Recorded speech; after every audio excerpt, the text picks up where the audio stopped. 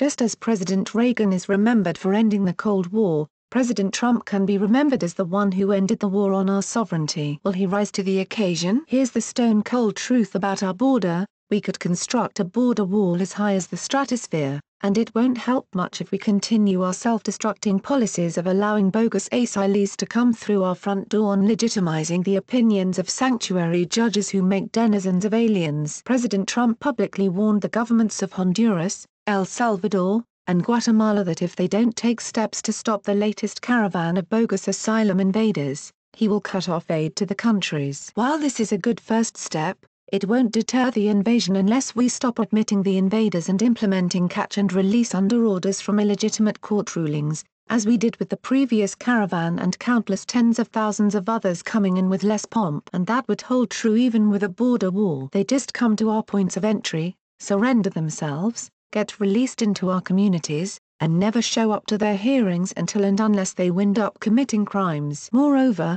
the caravan is already in Guatemala and headed for Mexico. Thus, the Honduran diplomacy is moot at this point. And this is much bigger than one caravan. We must first dissect what is actually happening at our border. This is nothing short of an invasion. Earlier this week, KTAR News in Phoenix, Arizona, sat down with ICE's Phoenix field director, Henry Lucero. What he revealed should disturb all of us. Only 2% of family units released from custody are ever deported. And there are a lot of families. In fiscal year 2017, roughly 13,000 came through the Yuma sector. This year's final numbers will likely show double that number. Freeze frame right there. This is the magnet. Until this policy stops, the border invasion will not cease. 85% of the recent families are from Guatemala, and they ask for asylum while surrendering themselves to border agents. They are not even attempting to smuggle themselves in between the points of entry. Thus, a wall will not help if we continue to allow this because they just come to the points of entry. As Lucero said,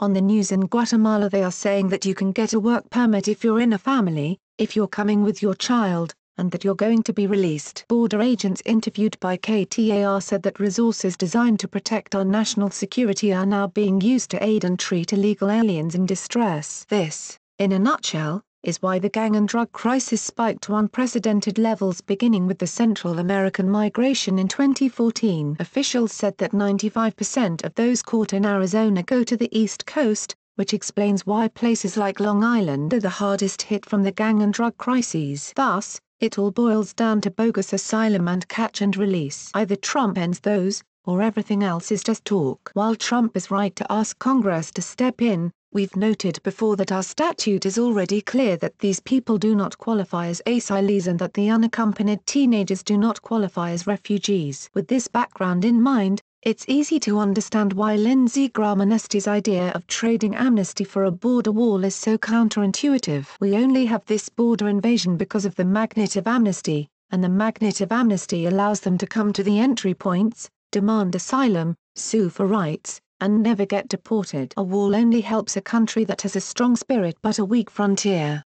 It doesn't help a weak political system that willingly commits national suicide. Anyone who tells you that the president doesn't have the authority to exclude anyone for any reason doesn't deserve to live in a sovereign nation. Sovereignty trumps everything. There is nothing in our statutes that forces the president to admit anyone he feels is a problem. In fact, as we've noted before, he has inherent executive powers from Article 2, as well as delegated authority from Congress under existing law, to stop taking in immigrants at the border or through visas for as much time as he deems necessary. Here's a quick review. Inherent executive authority. While Congress controls immigration once immigrants are legally admitted to our country and can also exclude anyone from admission, the president shares concurrent jurisdiction on exclusions. He can't deport anyone he wants to without an authorizing statute, but he can exclude anyone up front. As the Supreme Court said in a landmark 1950 case, the exclusion of aliens is a fundamental act of sovereignty. The right to do so stems not alone from legislative power but is inherent in the executive power to control the foreign affairs of the nation.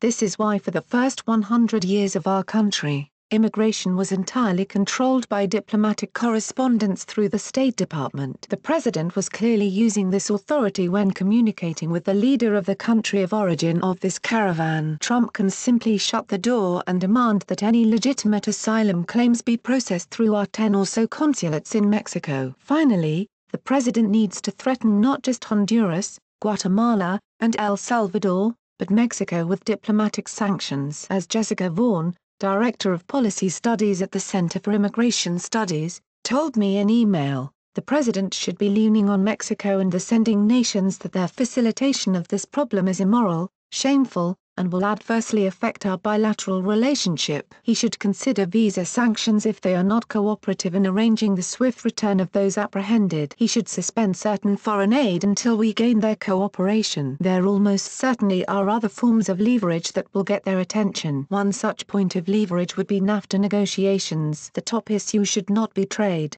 but immigration. Mexico badly wants a renewal, and having it agree to process asylum claims in our consulates rather than sending them to our border would go a long way. Along with threatening to cut off aid, he should fund a massive Spanish-language media campaign in these countries to make it clear they can never obtain legal status unless they apply through a consulate. Delegated authority from Congress. INA 212, F, allows the president, whenever he finds that the entry of any aliens or of any class of aliens into the United States would be detrimental to the interests of the United States, to suspend all forms of immigration for such period as he shall deem necessary.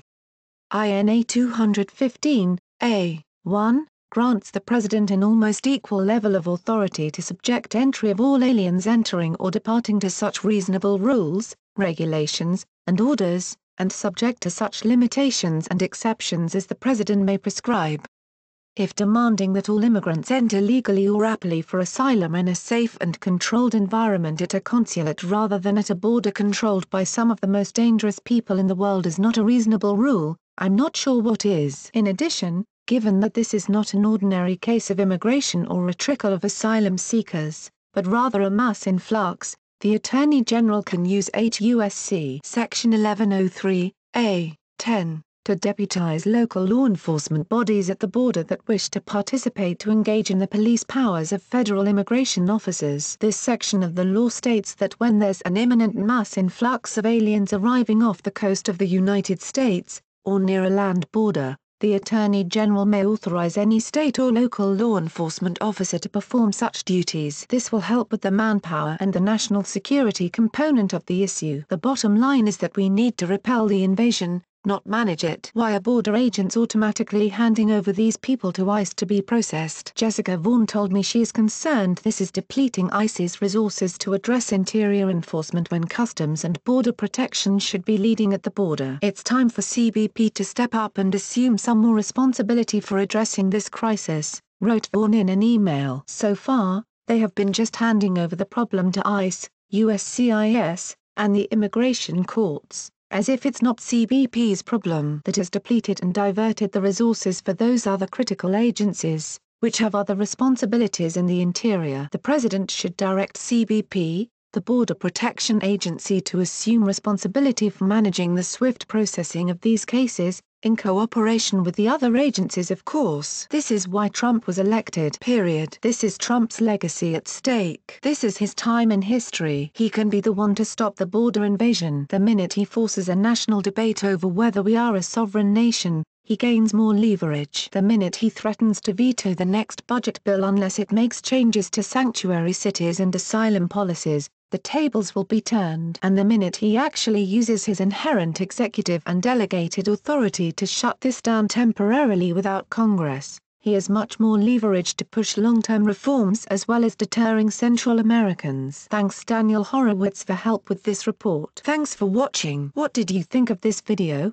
Let us know in the comments section below. You can also subscribe for more videos like these in your inbox. Now if you are seeking the latest trends in fashion, and electronics and gifts and more of the coolest things that you never knew existed at the best prices, please feel free to visit www.atthismall.com. Once again that is www.atthismall.com.